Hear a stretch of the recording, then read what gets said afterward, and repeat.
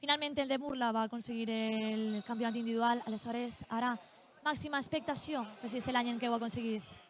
Pilota que es queda i 15, 55 per al jugador de Montserrat, aproximant-se cada vegada més a aquest final de partida. Recordem que ara el jugador que passa al dau és Lluís de la Vega.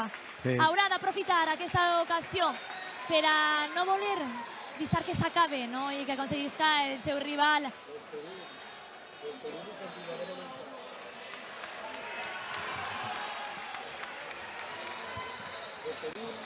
Nosaltres ens despedim i continuarem en no res per a tornar a retransmetre aquesta final que continua en directe ací al Trinquet de Pelayo. En breus moments, ho veurem.